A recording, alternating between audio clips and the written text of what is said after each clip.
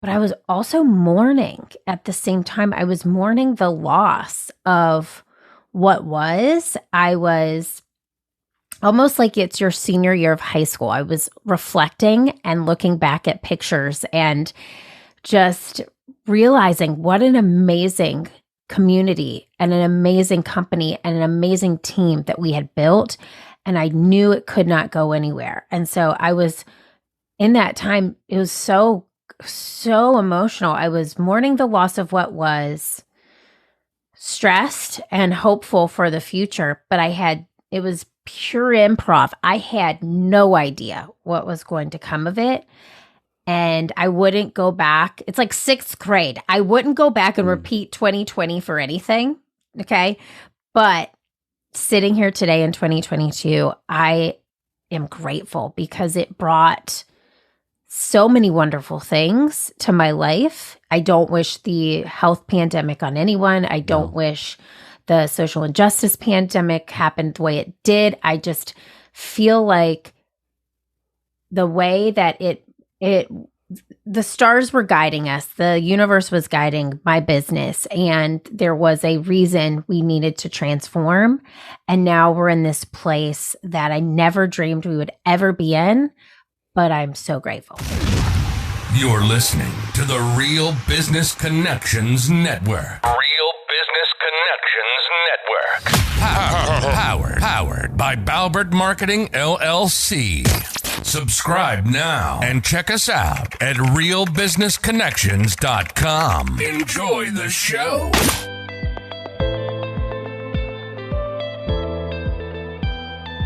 Welcome everyone to Learn, Speak, Teach, powered by Balbert Marketing, LLC.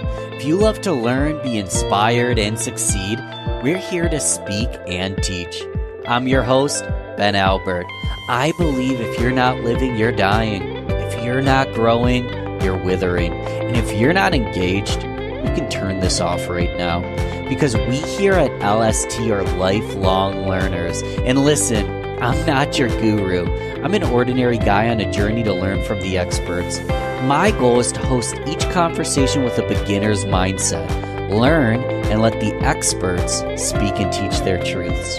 Join us! Oh yeah, and don't forget to subscribe. This episode is brought to you completely free. Get some stake in the game here. My fee for the show only takes a few moments.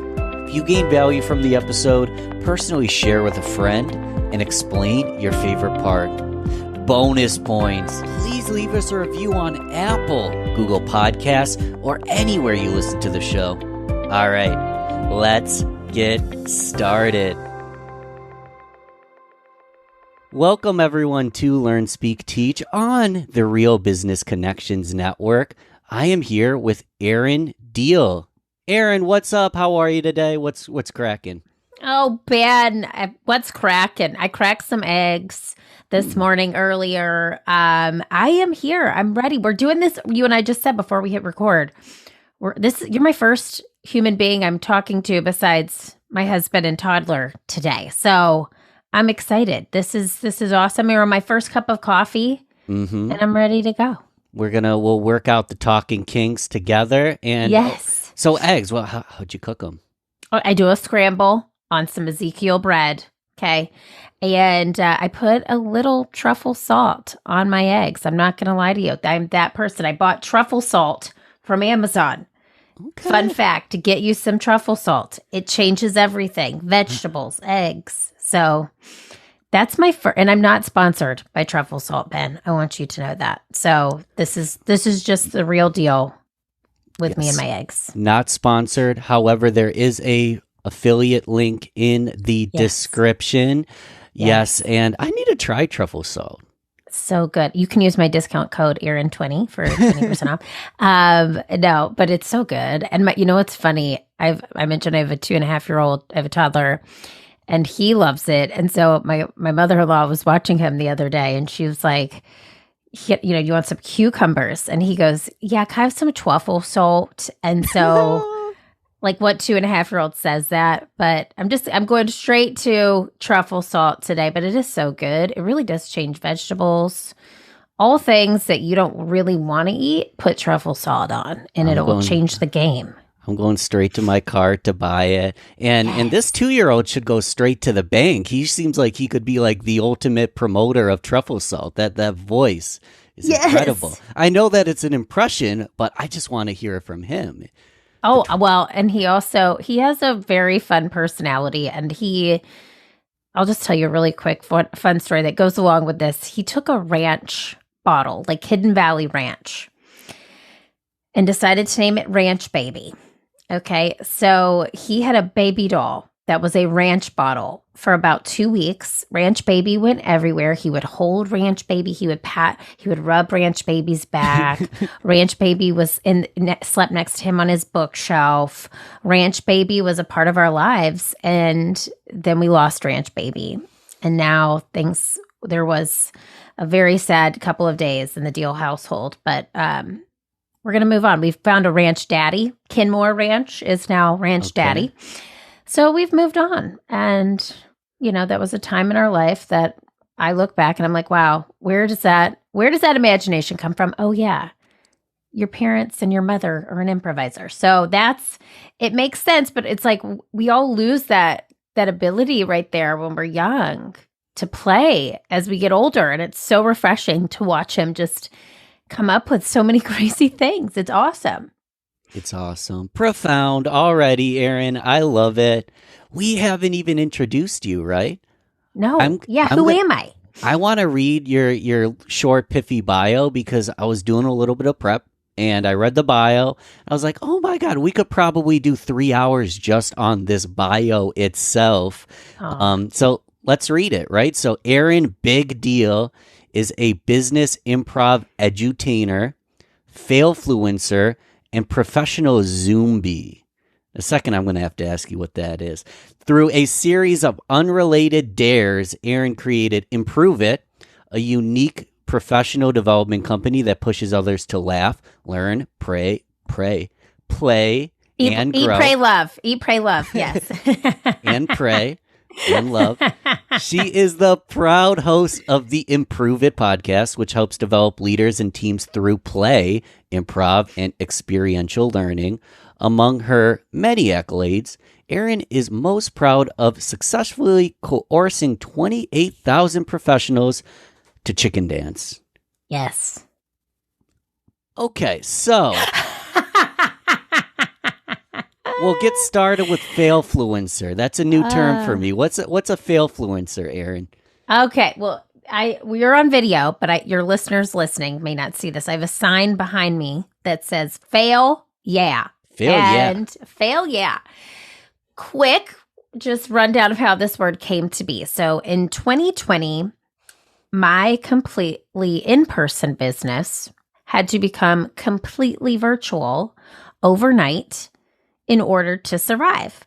And so the way that I used to create partnerships, do business development was always through in-person events, somebody seeing us speak or us going to a networking association, shaking hands, kissing babies, all of that, right? Well, I realized very quickly in 2020 that wasn't going to happen for a long time. So I had to become digital.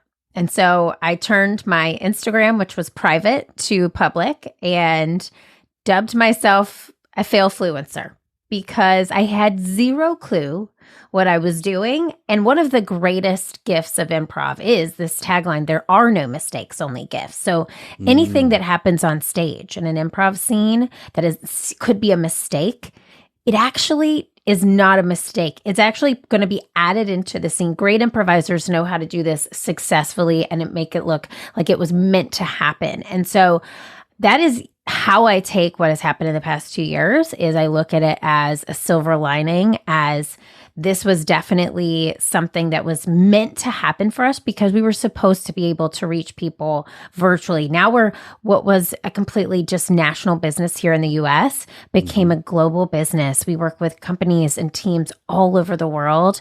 So I really gave myself that title to lean into the fact that I had no clue what I was doing and it was okay. And hopefully others who were feeling the same could follow suit and just realize that failure is a part of the process. We don't fail, we don't grow. And so I really dubbed that title, and it's freeing. If you're like, I'm a failfluencer and I mess something up, okay, well, no mistakes, only gifts, right? And you just keep going forward. I love it. I'm going to start using this hashtag. I am a failfluencer as well. Yes. A funny analogy I always give, Erin, is my success and my failures are both equal bricks in the home, the foundation that I'm building. Oh. So I fail, put the brick down. I succeed, put the brick down. They're equal. They are equal. Love this, Ben. I love that. I'm going to have to use that. You take the hashtag. Yours. I'll take that. Okay. I love that. That's awesome. Awesome. It's yours. So COVID hits and pow, life changes. How does that feel? Are you an opportunist? You're like, woo, opportunity, something new. Or were you like, oh my God, what's happening to my life? Ben, great question. It was, okay, so in life, I'm typically a yes and leader, which means I lead with everybody's ideas. I try to bring everybody, in on what's going to happen. 2020 was not a time for a yes and leader. It was a time for, okay, either poop or get off the pot, okay? And so I said poop on your show. I hope that's okay. Yeah, it's fine. It was like, what do we have to do to survive? Because we saw contract after contract that we had with our amazing clients just be completely torn apart. I mean, we had events and speaking gigs lined up for months and no one knew what was happening. I very quickly go into action mode when things like that happen. So I am a very reactionary, like, let's fix this immediately type person.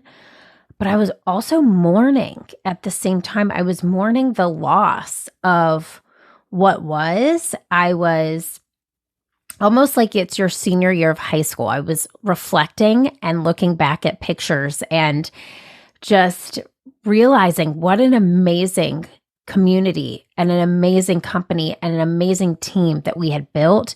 And I knew it could not go anywhere. And so I was in that time, it was so emotional. I was mourning the loss of what was, stressed and hopeful for the future, but it was pure improv. I had no idea what was going to come of it.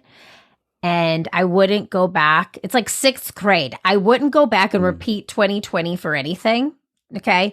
But sitting here today in 2022, I am grateful because it brought so many wonderful things to my life. I don't wish the health pandemic on anyone. I don't wish the social injustice pandemic happened the way it did. I just feel like the way that the stars were guiding us, the universe was guiding my business, and there was a reason we needed to transform. And now we're in this place that I never dreamed we would ever be in, but I'm so grateful.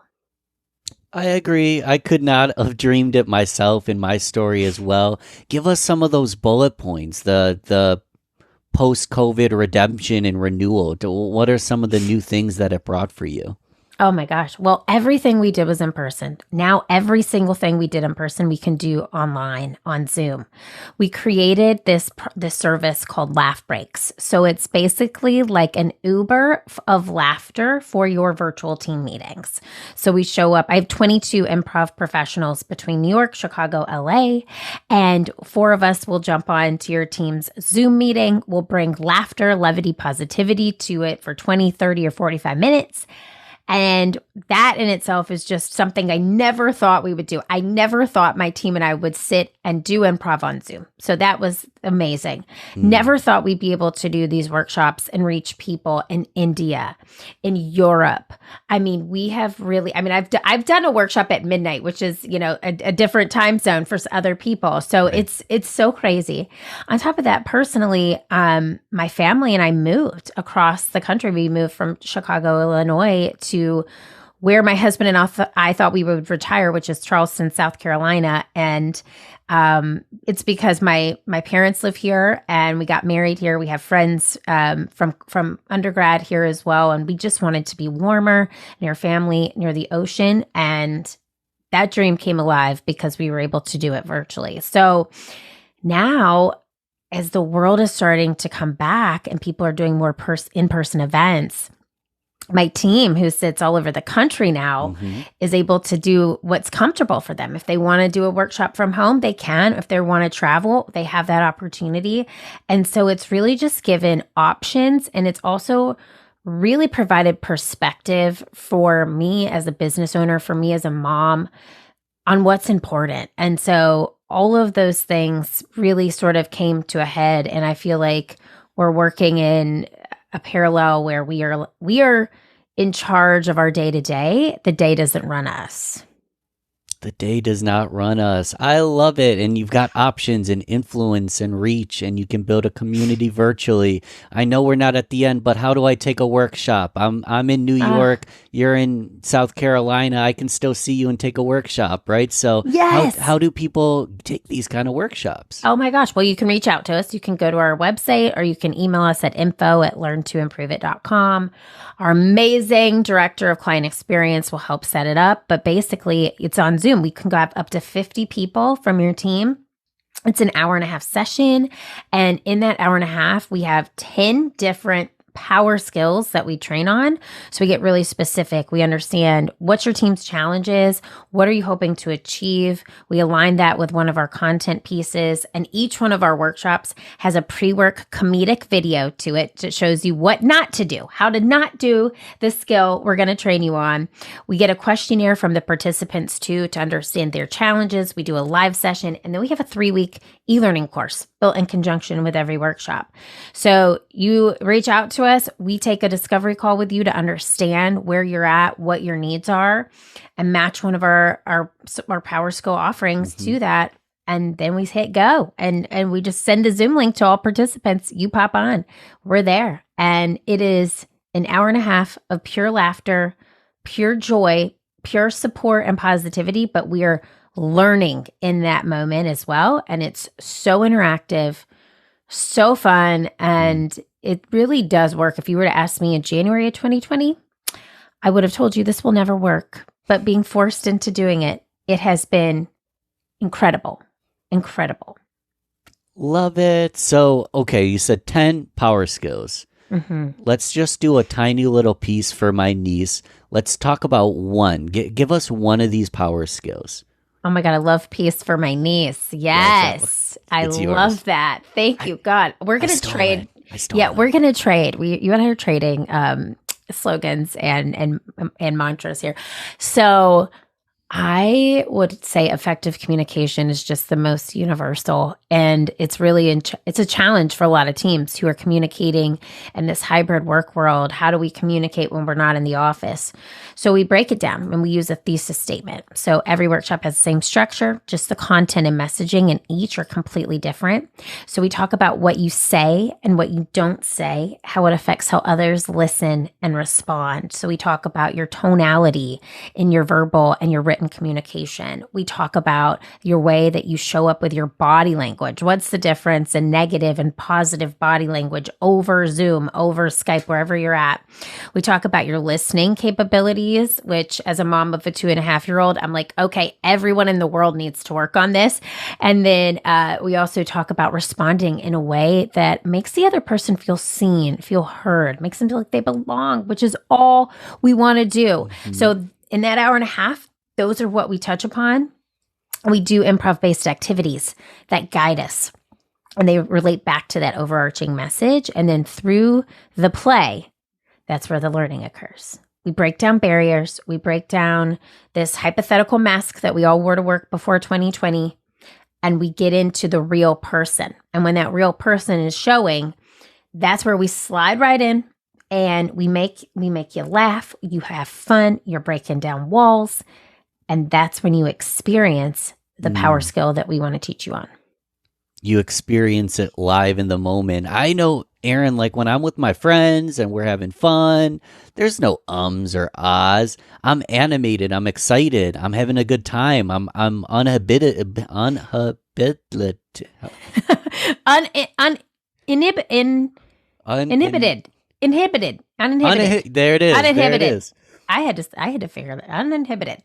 But then when I'm doing like a presentation or I'm talking on Zoom and everyone's looking at me, I get stuck in my head. And it seems like part of what you're doing is you're teaching the power skill and then putting people in a safe place where they can have fun and use that power skill.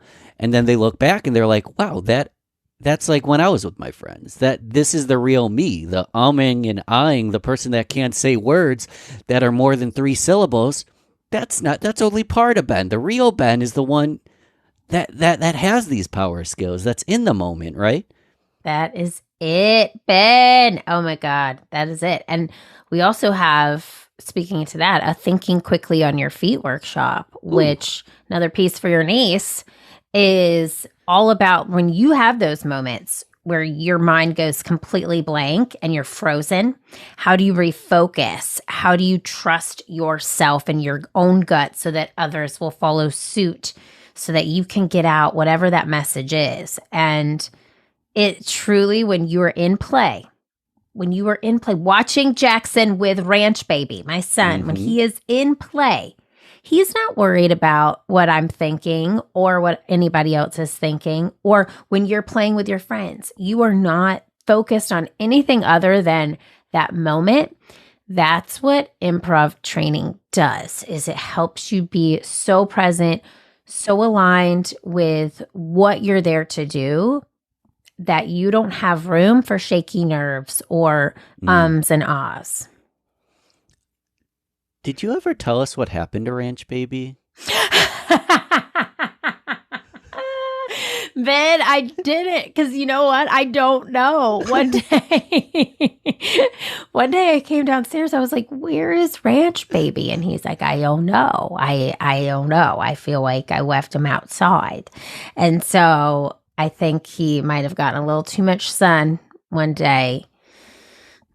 And maybe someone misplaced him for garbage. So I'm really sad about that. Because Ranch Baby continued to have ranch with him for a while, which was really gross. And then we cleaned out the bottle at some point. But Ranch Baby, it was his time. It was his time. So we bid you well, Ranch Baby. We bid you well. There's a very happy squirrel somewhere. Very happy to have found Ranch Baby. Yes. Hope they're patting its back too. Ranch Baby needs a good back rub. I'm working out the kinks still. I need a back rub. So I think I might have had a light bulb moment. I could be completely wrong, but Zoombie from the bio, is that a play on Zoom?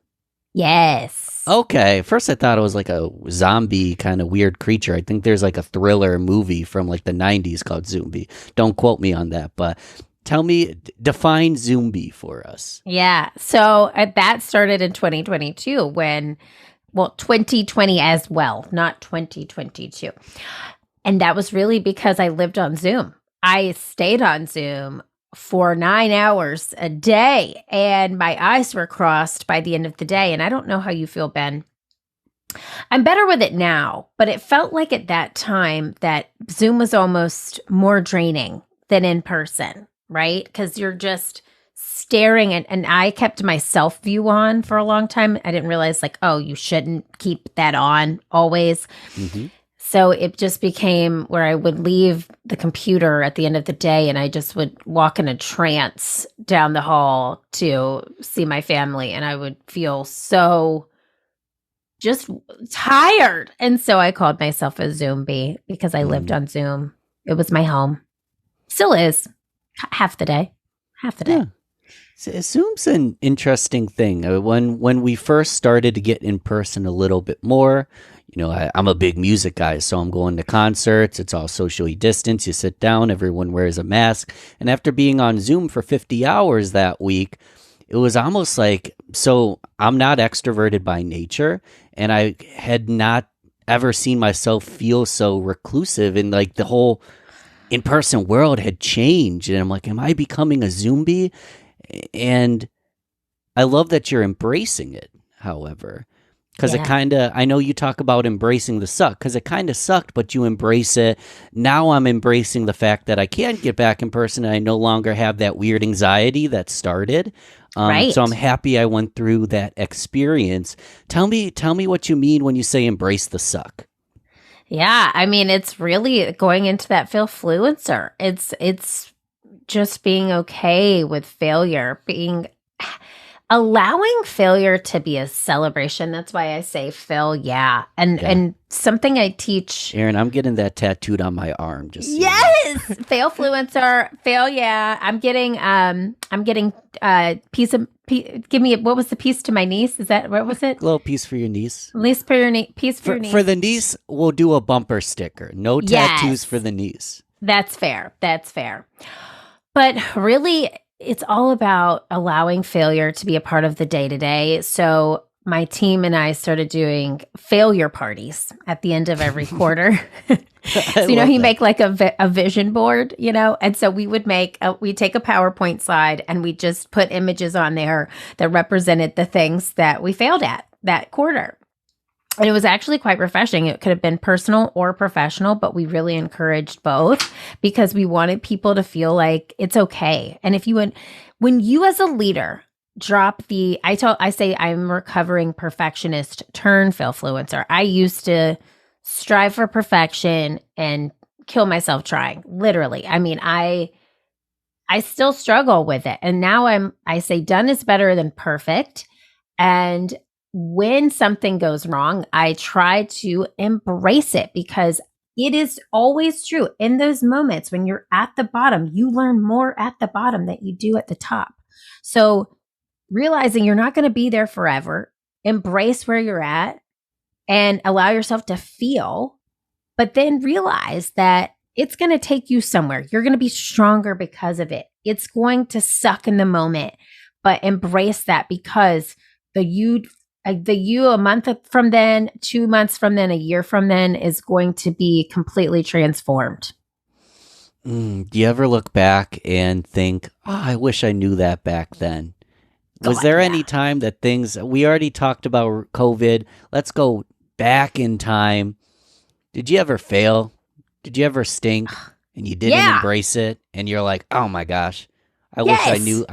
Give us an example. Let's learn from an example here. I can take you back to Erin in her 20s. She's at the tail end of her 30s, folks. We're just going to put that out there. The front tail. Yeah, that's right. Age ain't nothing but a number. Okay, so I don't know if that's appropriate, Erin. I know that, but here's where I landed. Yes. I literally auditioned for this. So it's called the Conservatory, and it's a program at a major theater in Chicago. And I auditioned 3 times, and this was a starting point for a lot of improvisers. As a comedian, I was truly like, this was supposed to be my plan. I was supposed to go through this program, and you get a lot of clout from it. It's a thing that you have to do to move forward. Well, I auditioned. I didn't get in. I was devastated. Tina Fey, just fun fact, she auditioned 3 times. It took her 3 times to get in. So I went to a different. How many times did you audition? 3. And I didn't get in on the 3rd, but I'll tell you what I did do. So Please. From that failure, I went to a different theater and I learned a different school of thought. And I went through that program and I said, all right, well, maybe I'll audition again for the Conservatory. I did. I still didn't get in. And then I decided, okay, I'm going to go to a different school of thought. In those moments, I felt so defeated. I felt like I sucked. I felt like I wasn't funny. I felt like I didn't deserve to be on the stages that I was on. How can I keep going back to this place and still continuously not making it? And I would beat myself up for it. And then I literally realized one day This wasn't your plan. If you would have gone through this program, you would have only known one school of thought. You would not have expanded the views that you were supposed to know, each one of these different schools of thought of comedy, in order to create the business that you did. And I had myself in so much imposter syndrome and so many limiting beliefs when I created Improve It, because I thought, wow, I didn't go through this particular program. How is the improv community going to perceive me? How am I going to be perceived as a comedian? When in reality, it does matter what the improv community thought of me at the time, because my amazing facilitators are the funniest people that you will ever meet.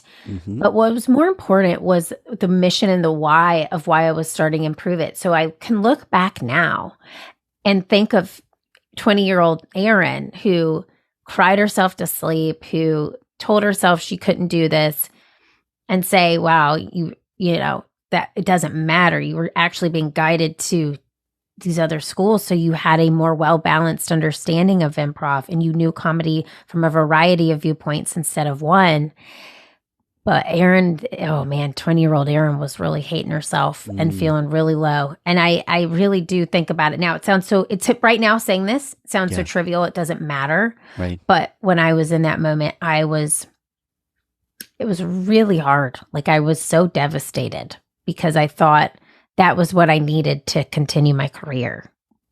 It is hard. And I don't care if you're 5, 10, 15, 20, 30, 50, 75. I feel like we all go through this. How is current Erin so darn good at stepping back, reflecting, and seeing it as something that happened for her? Like, is there anything you do? Is it something that you've just honed this skill over time? It seems like you're pretty good at compartmentalizing and growing through it. Any tips on that? Where'd you get it from? And yeah, thank you. I have another failure that this started from. So Stories. The son I mentioned is a miracle baby. There is a whole, on our podcast, the Improve It podcast, I have a whole episode of my infertility struggles. I mean, it was crazy. It was just a crazy couple of 3 years of just science and experiments and genetics all at play. Okay.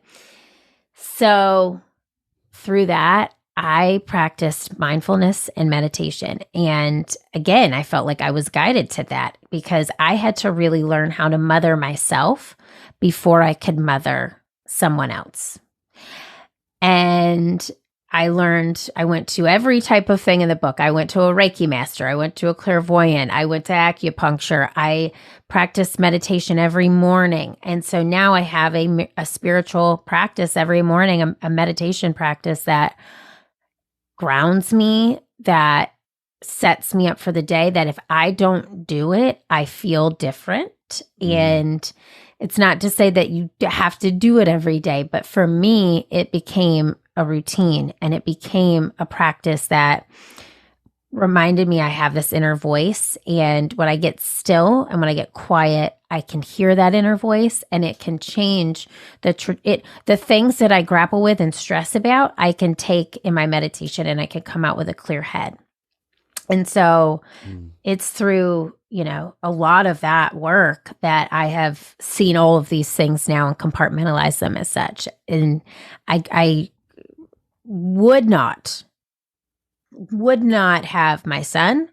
I would not have gone through the pandemic the way that we did without that practice. This isn't a yes and, it's a me too. I have a practice as well. I couldn't live without it. Let's get micro. Tell me what, you don't have to give me give me as much as you'd like. Tell me what that practice looks like. Yeah. All right. I'm a big morning routine person. I love this talk. I love this. So every morning and trying to get up earlier. Here's my one thing, and I'll tell you about that in a minute. Okay. If I don't get up at a certain time, I hate wearing jeans. So if I don't get up by a certain time, I have to wear jeans for the day. So I have worn jeans a lot last week. I did last week, not this week. I've been doing well. But I get up about an hour and a half earlier than my house. I go and work out first. That's just the first thing I do. I move my body for 30 minutes, whether it's a run, whether it's a Peloton, whether it's, weights, whatever. And then I have a little meditation closet. I literally set up a closet that I put a little corner in with just a planner, a journal. It's just really cozy. And I have pictures of my grandparents who are no longer with us there, just like a very zen space. Mm-hmm. And so for me now, today, I spend about the first 5 or 7 minutes in gratitude, and I give love and light to people who need it. And then I spend another 7 minutes writing and journaling and asking for guidance on certain things. And it's through putting pen to paper that I'm able to listen to that inner voice and hear. Sometimes I'll do a guided meditation, but that's where I'm at right now. And then I start the day. And if I do those 2 things, I feel so much more in control of the day. The day does not control me. And I feel like I'm being guided on who to talk to, where to go, what to say. And it really has fueled the momentum I feel like I've given this business, and the momentum I'm able to give to, like, I have to fill this cup, this tea kettle, before I can fill others, because that is what we do in our line of work, is we're constantly lifting others. And if you aren't filled, oh my gosh, you cannot give. You can't give. You fill the kettle up and then you can start sharing, but you can't start sharing if there's not enough to share. That's it. That is it. That is it. I hope people are taking notes, y'all. Take notes, rewind 5 minutes, re-listen, take notes. And you don't have to copy Erin's routine or my routine. Copy your own routine. Do what's best for you. Do what works for you. So, Erin, I want to end with the chicken dance, but before we go to the chicken dance, we'll do the rapid fire round. They're short, sweet, either or, fill in the blank questions, completely subjective to whatever the heck you want to say. And we'll get started with coffee or tea. Coffee, 100%. Beer or wine? Wine, Sauvignon Blanc. Favorite animal? Dog. Dog. Favorite season? Summer. Social media platform, where do you like to hang out? I love LinkedIn, but I really love Instagram. Instagram's my heart. It's so fun. LinkedIn and Instagram, they're both going to be in the show notes, guys, so you could follow and connect with her on both of those. I like to say, if you were to have a dinner party, what 3 people would you bring to the table? Let's make it a little more refined and just talk comedians or improvisers, live or dead. If you could have a dinner party and just chat with a whole crew of comedians or improvisers, who would you want to invite to that party? Oh my God, this is the best question. Okay, well, it's very quick for me. Okay. Kristen Wiig, I just think is phenomenal. And she's actually she doesn't have a presence online, so she's pretty introverted from what I understand. I think she's a comedic genius, and she is so funny. So I would love to, Kristen Wiig. Heather McMahon is a comic. She's a stand-up comedian, and I just find her raw, real, and hilarious. And Ali, so there are not as many improvisers, actually. I love Ali Wong. I'm so obsessed with her and all of her specials, and I've listened to her books, and I just think she is a trailblazer, and she is so funny. So I would say those 3 women. All of mine are women. And if I had to throw anybody else in there, Tiffany Haddish, I also just find so comical. And that party, I think I would not stop laughing. Like, I think my cheeks would constantly be hurting because it would be so fun. Can you laugh till you explode? Because I think you might explode. I think I would explode. I think my head would pop off. I think it would. That's a fun group. I want that to happen. How do I make that happen? I take notes afterwards, but I'm writing them down. That's going to be my Google search, a tab per person. Probably spend a day just laughing, tab per person. But okay, what else? Let's do one more actionable thing, because we had a lot of fun today, but I want people to leave with something that they could easily implement that's actionable. If someone's listening and they're like, oh my gosh, I've never done improv, I'm shy, I don't know how to improv, the world's all extroverted or I'm extroverted, but people seem to not want to listen to me for some reason. My conversations just don't go the way I expect. Is there any easy thing that I can just start implementing today, whether it's an action or an intention, to really start kicking butt and seeing progress? Yes. And Ben, I love this question. Yes, and is actually one of the biggest fundamentals, philosophies of improv. You said it earlier, so I love that you know this. But if somebody listening is, what is yes and? I need help in conversation. This is what you got to do. All right. So anything that a person says to you, I want you to not agree, but I want you to not negate. I want you to listen. And then I want you to add. So we can even try this, Ben. Tell me about what you did this morning. What I did this morning? Yeah. Tell me about your morning. Just give me a line of dialogue and I'll yes and you without using the words yes and. Okay. So I rolled out of bed and I read a book, and it's by Javon McCormick. I'm actually interviewing him today, so that'll come out after this episode. And did a little bit of journaling, did a little bit of prep, read your bio, said, oh my God, I'm going to need another 3 hours, and then jumped on the Zoom. Oh, I love it. I can't wait to listen to that interview with John. That sounds cool.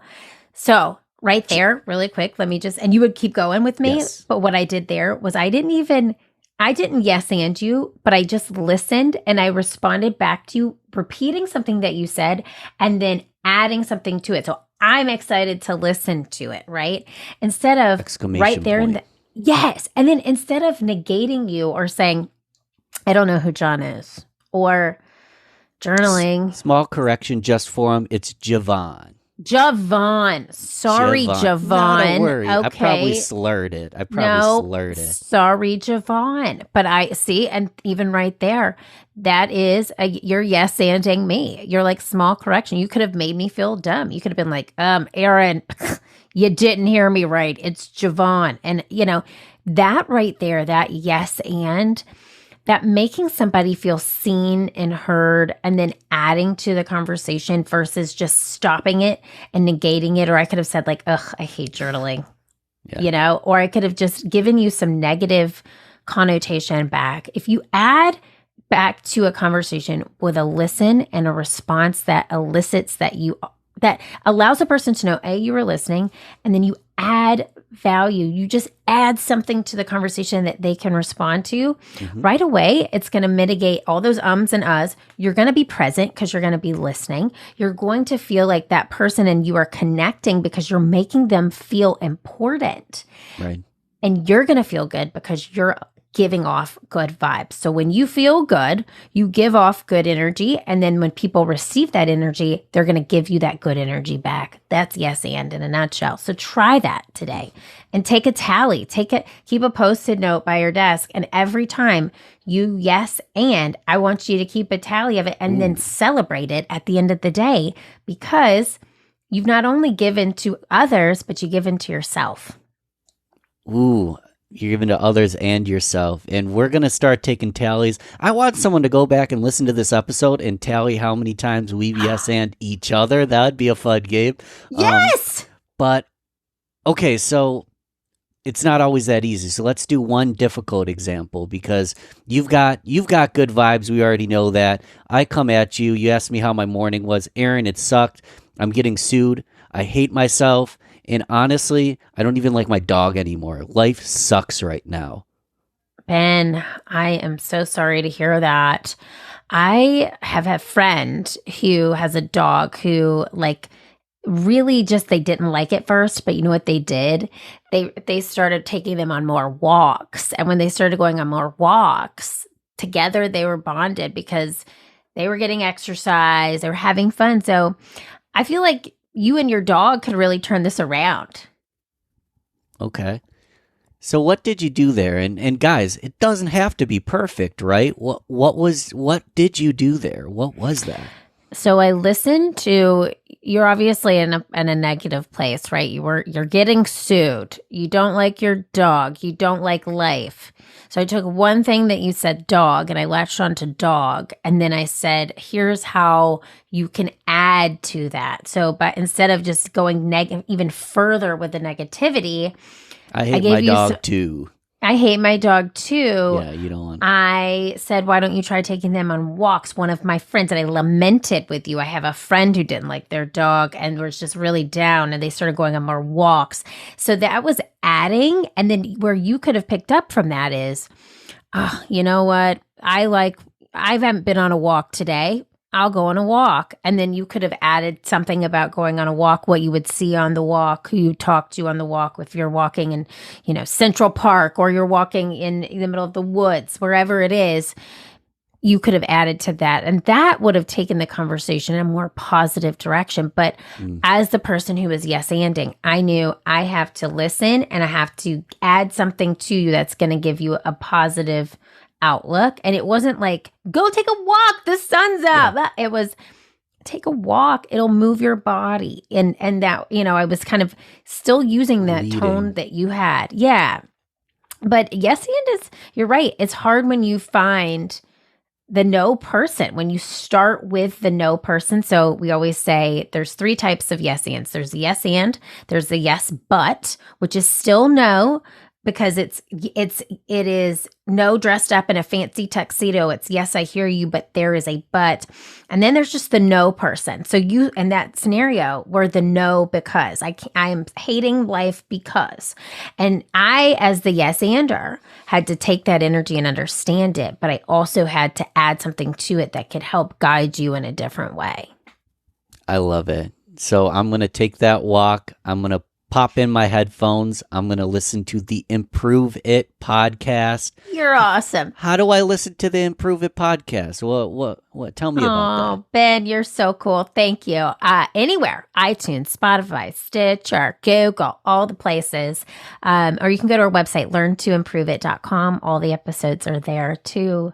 Would love to. Ben, I just have to say you've got great energy. I'm so glad. Thank you. That you reached out to me on this show. And I'm so excited to hear it and to listen to Javon and listen to all your other episodes too, because you're putting great work out there.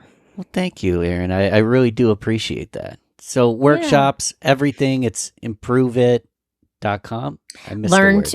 Learntoimproveit.com. Learntoimproveit.com. There's show notes for people like me. You can go click on that, learntoimproveit.com. Tell me about this chicken dance thing. So what was it, like 25,000 people you got to chicken dance? You tell me, what's that about? 28,000. 28,000. Yes. So I lowballed you. Give me those 3.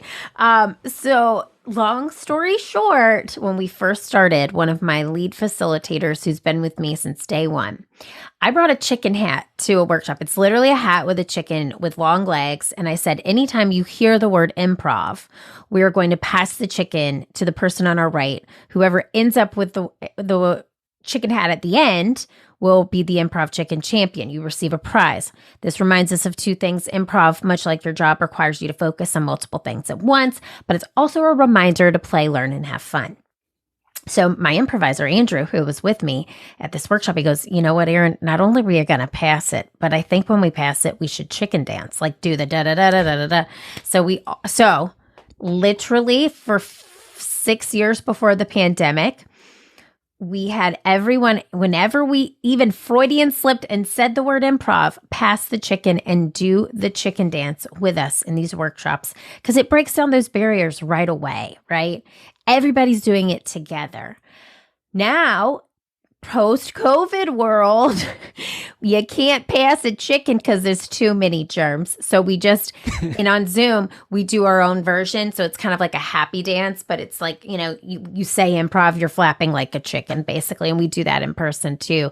So it is such a fun way to get everybody on the same playing field, to just get them to be comfortable with the uncomfortable quickly and just have fun.